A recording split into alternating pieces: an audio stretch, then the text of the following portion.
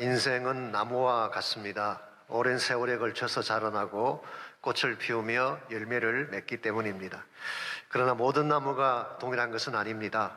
푸르고 싱싱한 나무도 있고 가지처럼 메마르고 비틀어진 나무도 있습니다. 우리가 어떤 나무인가에 따라서 주변에 미치는 영향이 달라질 것입니다. 가시나무는 주변 사람들에게 아픔과 상처를 남길 가능성이 많죠. 가시로 찌르고 아프게 하기 때문입니다. 반면에 푸른 나무는 좋은 열매를 나누어 줄 수가 있습니다. 또한 커다란 그늘이 되어서 사람들에게 평안과 쉼을 제공해 줄 수 있습니다. 그래서 그 모습이 아름답고 선한 영향을 끼치며 살게 되는 것입니다. 하나님 없는 세상에 뿌리를 내리며 살 것인가, 아니면 하나님 안에 믿음의 뿌리를 내리며 살 것인가, 이것이 우리가 어떤 나무가 될지를 결정하는 것입니다. 그래서 예수님께서도 산상보훈인 마태복음 7장 15절 이하에서 이런 말씀하셨어요. 물론 거짓 선지자들에 대해서 말씀하시던 중 하신 말씀이긴 합니다만은, 그들의 열매로 그들을 알지니 가시나무에서 포도를 또는 엉겅퀴에서 무화과를 따겠느냐.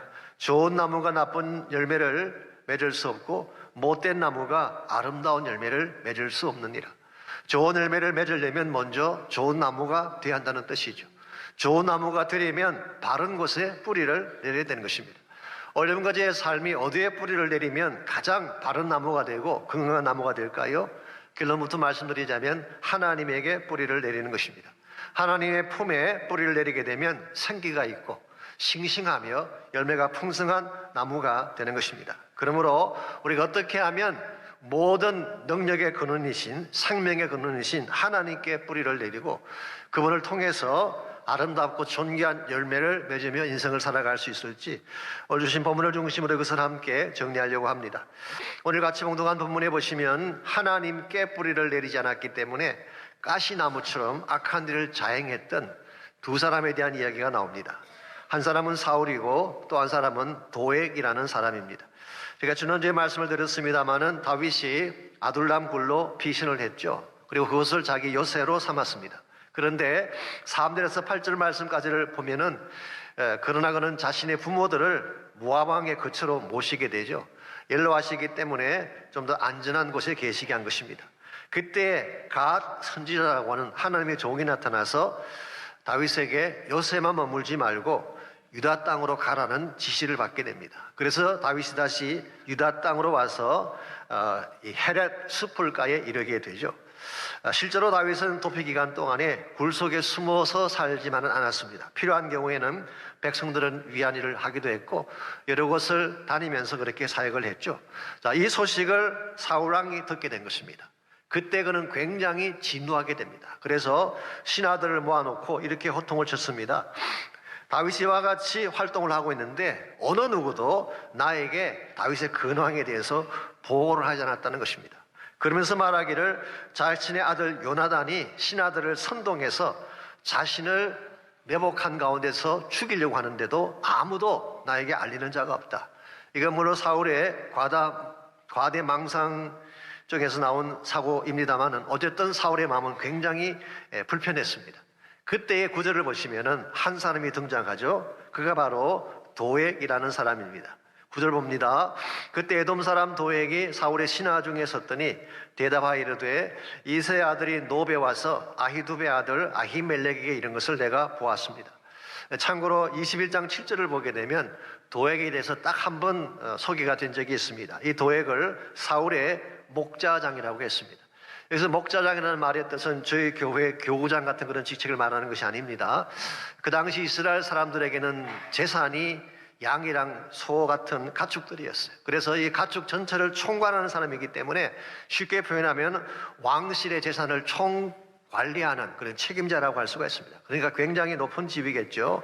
그런데 이 도액이 성막에 있는 노베에 왔다가 제사장 아히멜렉이 다윗에게 떡과 칼을 주는 장면을 목격하게 된 것입니다. 그래서 10절을 보시면은 그가 나서서 사울에게 이렇게 고자질을 합니다. 아히멜렉이 그를 위하여 여호와께 묻고 그에게 음식도 주고 블레셋 사람 골리앗의 칼도 주더이다. 자, 이 말이 틀린 말입니까? 아주 틀린 말은 아닙니다. 틀린 말은 아닌데 자세히 읽어보게 되면 간사한 말이에요. 좀 트위스트가 되어 있습니다. 아히멜렉이 다윗에게 떡을 주게 된 앞뒤 정황은 다 빼버리고 사울을 자극하는 말만 했기 때문에 그렇습니다. 기억나실지 모르지만 아히멜렉이 물었잖아요. 먼저 왜 혼자 왔느냐 물었을 때 다윗이 사실은 왕의 특명을 받고 왔습니다. 그 말을 듣고 아히멜렉은 떡도 주고 칼도 준 것입니다. 그러므로 아히멜렉에게는 처음부터 사울을 대적할 마음이 있었던 것이 아니고 영모를 꾀할 의도는 전혀 없었습니다. 그런데 앞뒤를 빼버리고 사울을 자극하는 말만 전했으니까 이 도액이라는 사람은 굉장히 위험하고 간사한 혈을 가진 사람이다라는 것을 알 수가 있습니다. 아니나 다를까 사울이 아히멜렉과 제사장들을 부른 후에 이렇게 질문을 합니다. 13절입니다.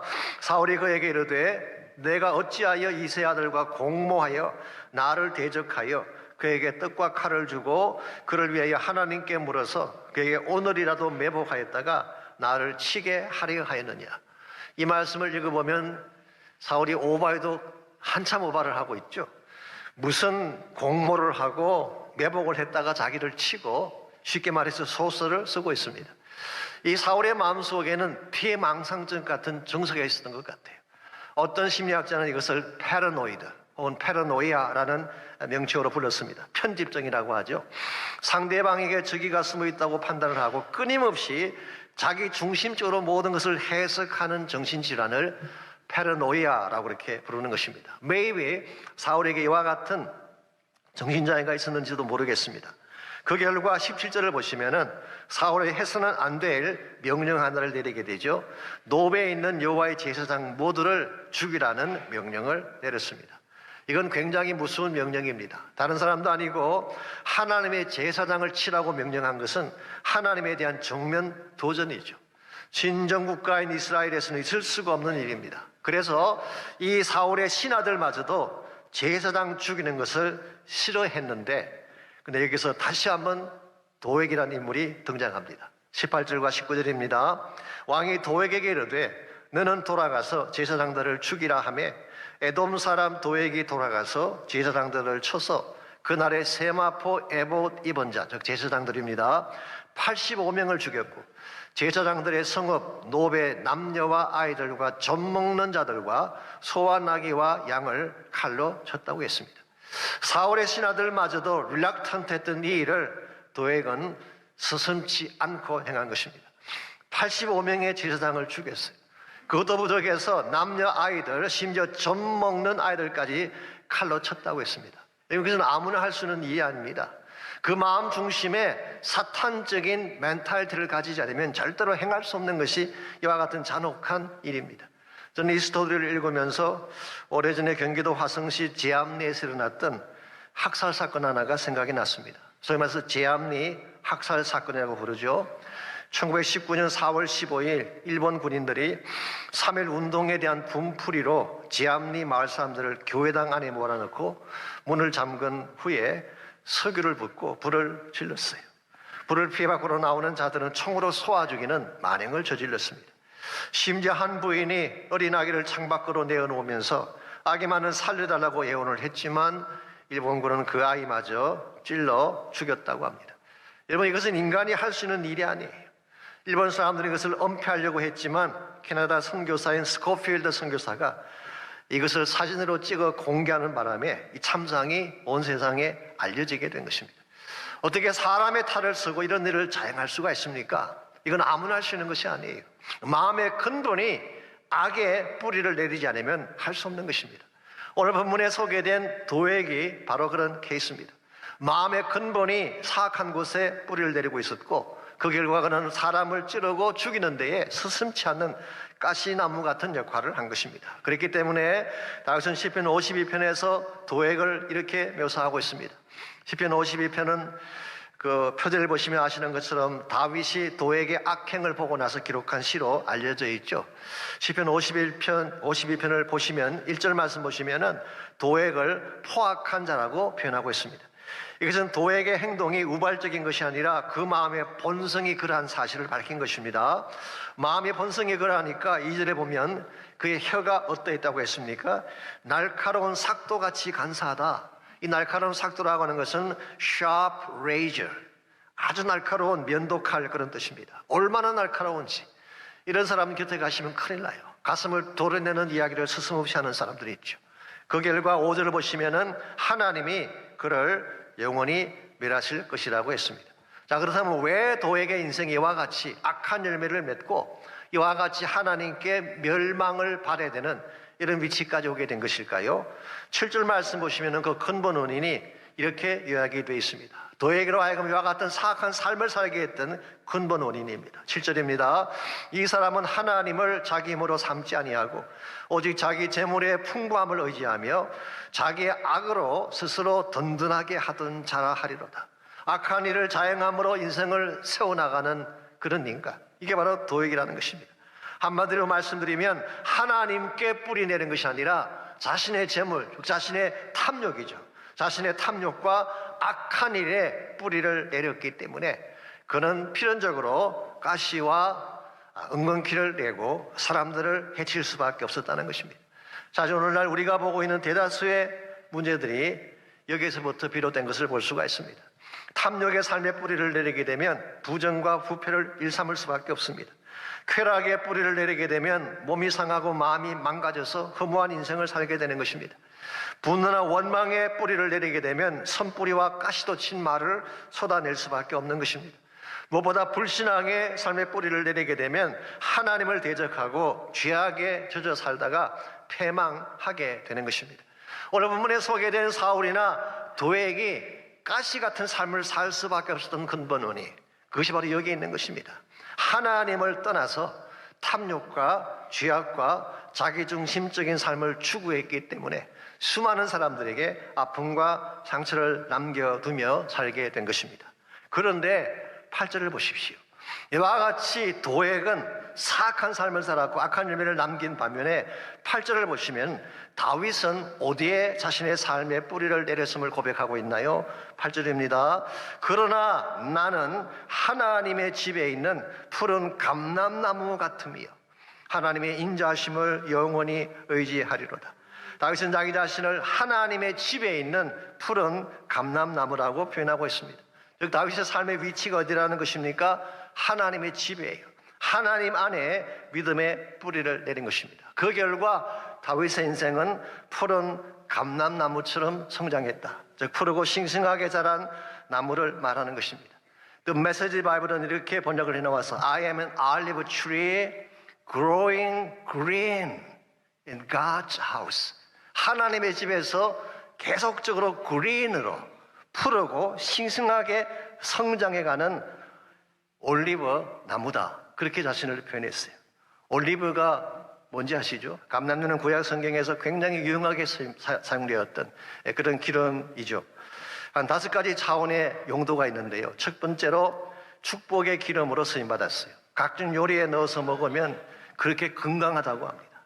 우리 집사람이 올리브오일을 참 좋아하는데요. 뭐 지중해 식이라나요? 저는 솔직히 참기름이 훨씬 더 맛있는데 올리브를 쳐서 먹으면 건강한 축복의 기름입니다.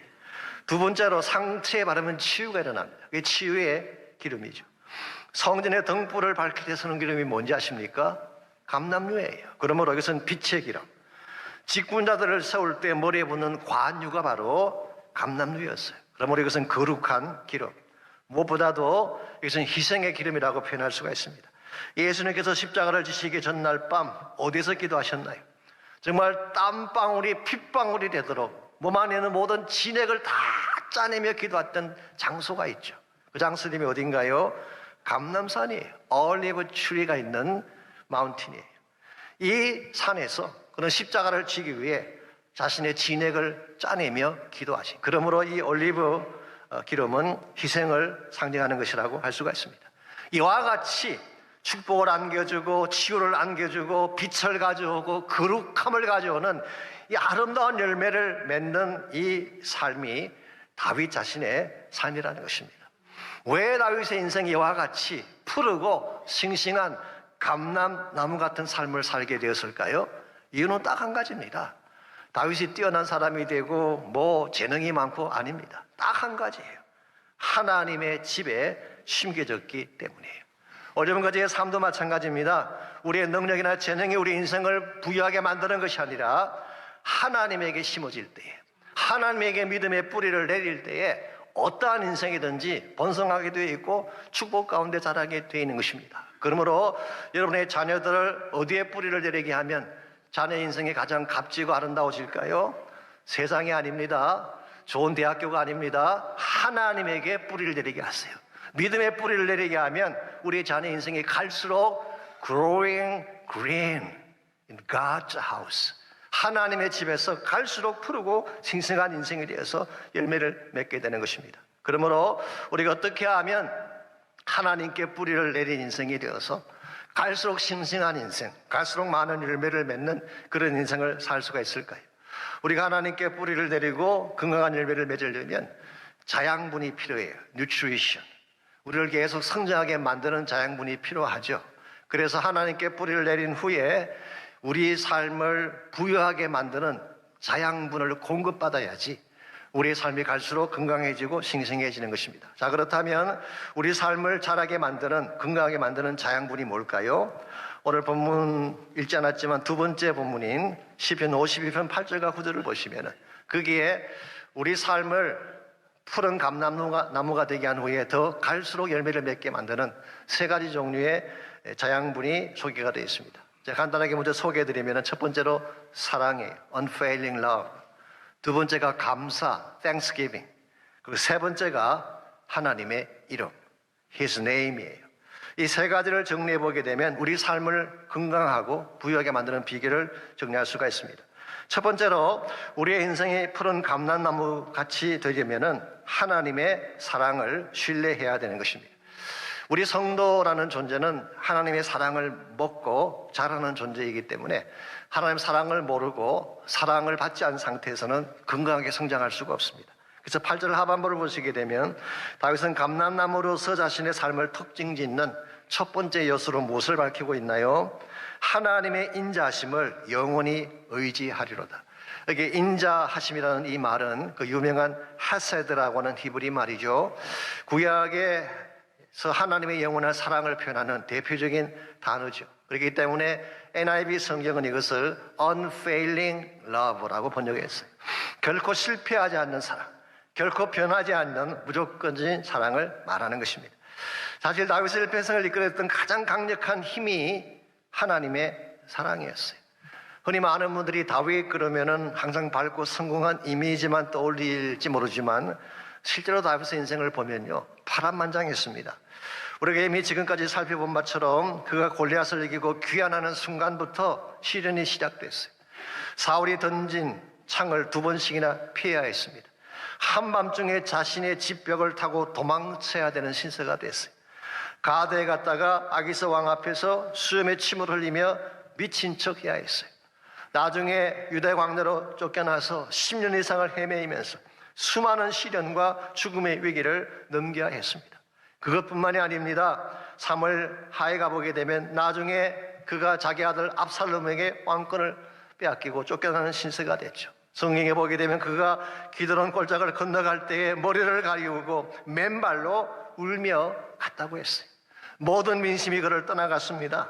믿었던 신하들마저 등을 돌리며 배신할 때에 그가 느꼈던 마음의 상처가 얼마나 깊고 아팠겠어요. 그럼에도 불구하고 시편 18편을 보게 되면 다윗은 이렇게 고백합니다.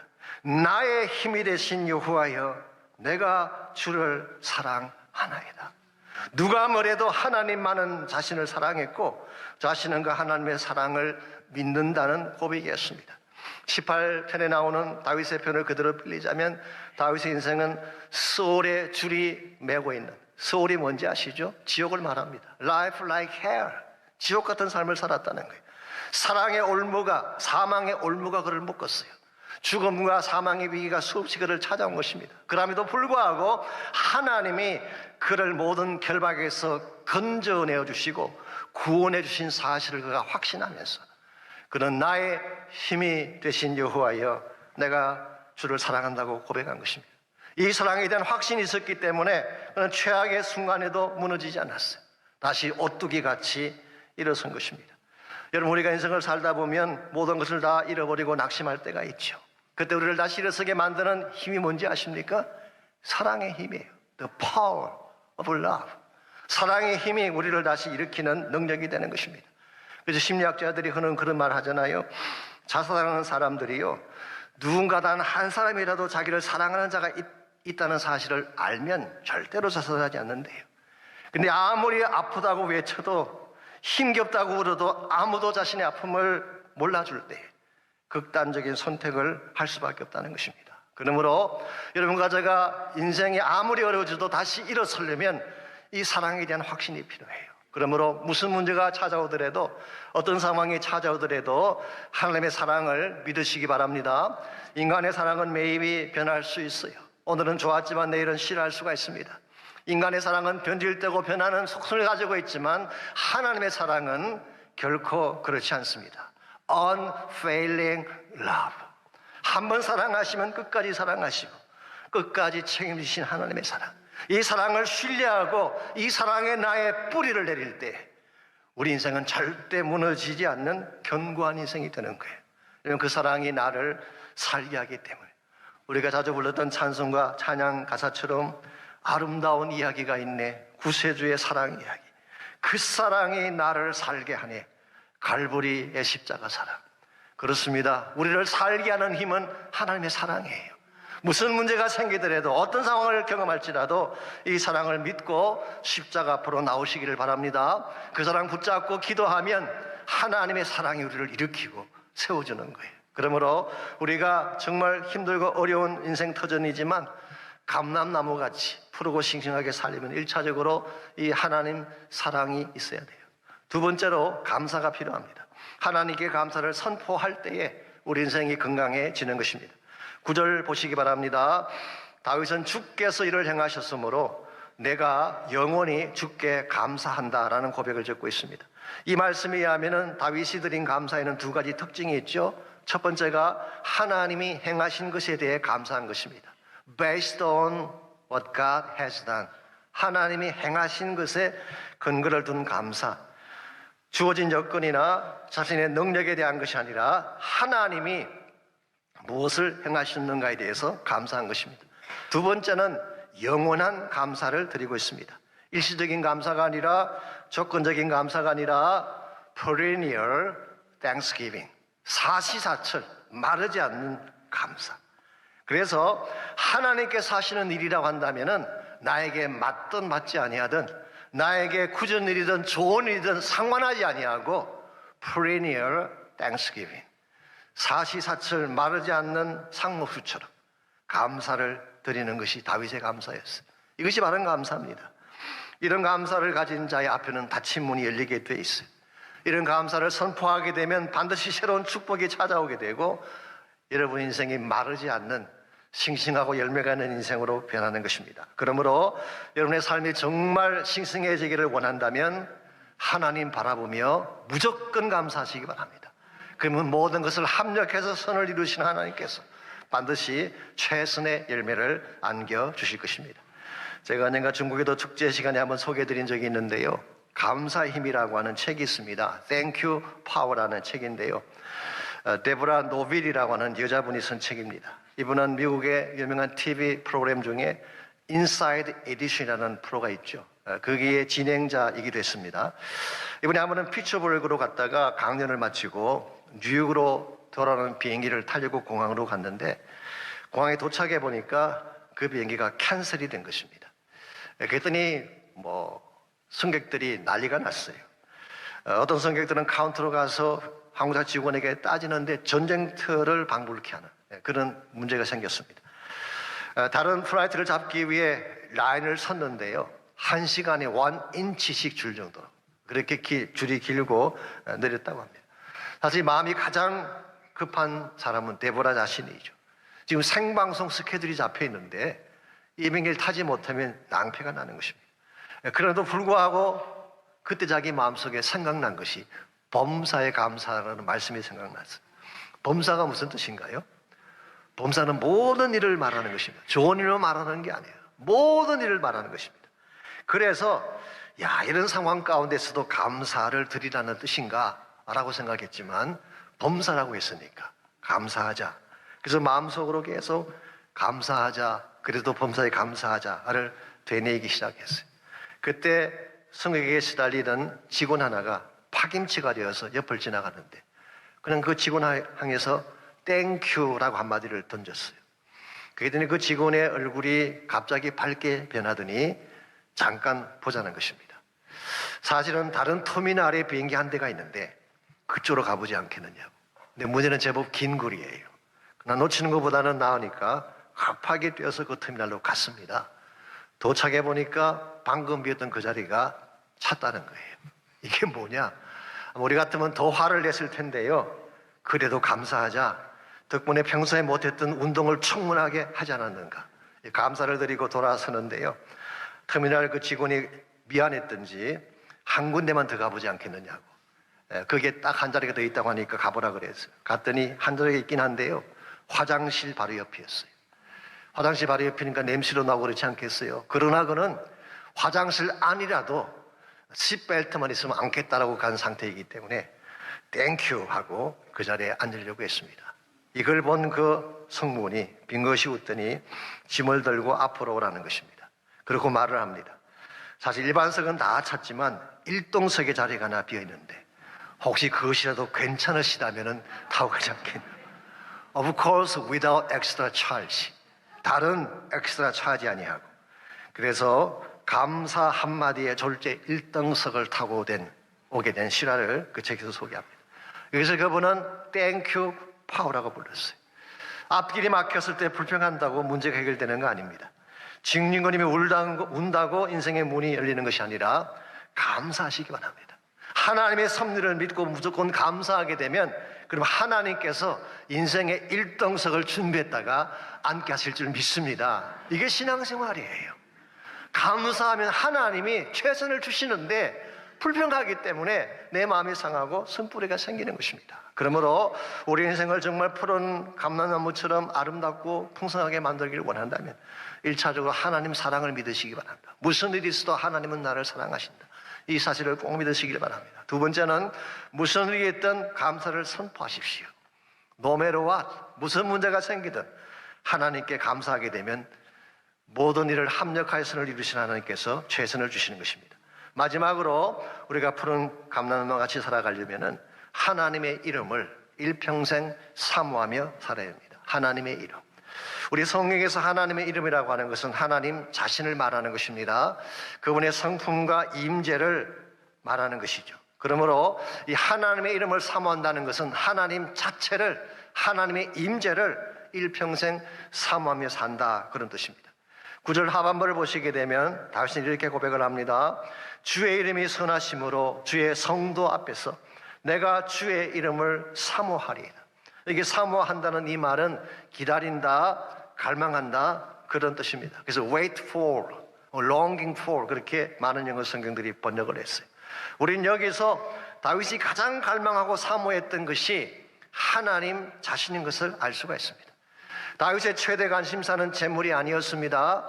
권세나 명예나 심지어 왕권도 아니었어요. 하나님의 이름 그 자체, 하나님의 임재 자체가 다윗이 바라는 전부였다는 것입니다. 그렇기 때문에 시편 16편 2절에서 그런 고백을 합니다. 주밖에는 나의 복이 없나이다. 시편 27편 4절에서는 이렇게 고백했습니다. 내가 여호와께 바라는 한 가지 일, 그것을 구하리니 곧 내 평생에 여호와의 집에 살면서 여호와의 아름다움을 바라보며 그의 성전에서 사모하는 그것이라고 했어요. 그러므로 만일 다윗의 가슴을 열어볼 수만 있다면 다윗의 가슴 속에 있는 것은 하나밖에 없어요. 하나님의 이름밖에 없는, 이게 다윗이었어요. 이와 같은 삶을 사는 사람은 세상이 절대로 이길 수가 없습니다. 이와 같은 삶을 사는 사람에게는 하나님의 능력이 임할 것이기 때문에 이런 삶을 사는 사람의 삶은 결코 마르지 않습니다. 모든 리소스를 가지신 하나님 자체가 공급자가 되어 주실 것이기 때문에 이런 삶을 사는 사람은 그 무엇도 두려워할 것이 없어요. 하나님이 대신 싸워 주실 것이기 때문에. 여러분, 이것이 바로 다윗이 다윗 되었던 근본 원인입니다. 그가 숱한 고난과 척박한 광야 생활을 하면서도 마르지 아니하고 푸른 감람나무가 되어서 이스라엘의 성군으로 쓰임 받을 수 있었던 근본 이유가 하나님의 집에 뿌리를 내렸기 때문인 것입니다. 여러분과 제 삶도 마찬가지입니다. 우리 힘만으로 절대로 인생을 꽃피게 할 수가 없습니다. 우리 자신의 노력만으로 창대한 열매를 맺는 것은 불가능합니다. 그러나 하나님이 함께 하시면 달라지는 거예요. 아무리 내가 부족하고 아무리 메마르고 아무리 나의 삶이 척박해도 하나님이 함께 하시는 순간 우리는 생기를 얻게 되고 내 인생의 나무에서 꽃이 피게 되고 열매가 맺히게 되고 그리고 마침내 하나님이 기뻐하실 최상의 전성기가 찾아오는 것입니다. 그러므로 정말 여러분의 삶이 푸른 나무처럼 싱싱하고 향기를 전하며 살기를 원한다면 하나님께로 돌아와서 그분만 바라보며 그분의 임재 속에 살아가시기를 바랍니다. 일본에서 만들어지지만 한국에서 더 많이 불려지고 있는 찬양이 하나 있습니다. 하나모라는 제목의 찬양이에요. 일본 말로 하나모입니다. 원래 이 노래는 일본의 어린이 성경학교 프로그램인 그 MEBIG이라는 프로그램이 있습니다. MEBIG 이게 약자인데요. Make Everybody Believing in God이라고 하는 단어의 약자입니다. 여러분 아시는 대로 일본은 기독교가 황폐한 나라 중 하나이죠. 기독교 인구가 전체 인구 중에 1% 내외입니다. 그러므로 소위 말하는 미전도 종족이에요. 자, 왜 일본이 이와 같이 미전도 종족이 됐을까요? 역사를 보면요, 우리나라보다 먼저 복음을 받은 나라가 일본이에요. 일본인데 왜 오늘날은 이와 같이 일본의 기독교가 마르게 됐는가? 물론 신토나 불교나 일본의 토속 종교가 워낙 많은 탓도 있지만 역사적으로 보게 되면요, 이 막부 시대 때 후미에라고 해서 후미에 이게 뭐냐고 하면은 예수님의 얼굴이나 초상화를 바닥에 놓고 그 위를 발로 밟고 지나가게 하는 것입니다. 크리스찬들로 하여금. 이걸 거부하는 사람은 그 자리에서 참수형을 시키는 끔찍한 박해를 가했어요. 그 결과 일본 땅에 기독교인들이 말라가게 되고 메마른 광야처럼 척박한 땅이 됐다는 것입니다. 이와 같이 생기가 없는 그 땅, 메말라버린 황폐한 그 땅에도 하나님께서 임재하시게 되면 그 땅에 다시 샘물이 터지고 말랐던 땅에 이른 비가 내려서 모자나 열매를 맺히고 웃음소리 넘쳐날 날이 있음을 고백한 노래, 그게 바로 아까 말씀드린 하나모라고 하는 일본 노래, 우리말로는 꽃들도라는 그런 노래로 번역을 했습니다. 여러분까지 삶도 마찬가지일 가능성이 있습니다. 여러분 가운데 혹시 메마른 땅, 척박한 땅을 사는 분이 계신가요? 눈물 골짜기를 통과해야 될 정도로 아픔 가운데 있는 분이 계실지 모르겠어요. 그러나 하나님이 임재하시는 순간 마침내 나의 메마른 땅에 샘물이 터지고 모자나 열매가 맺히고 웃음소리 넘칠 날이 반드시 찾아올 줄 믿습니다. 이 사실을 기억하고 무슨 일이 있더라도 하나님께로 나가시기 바라고 그분의 임재 앞에 믿음의 뿌리를 내리고 하나님 능력 안에 사시기를 바랍니다.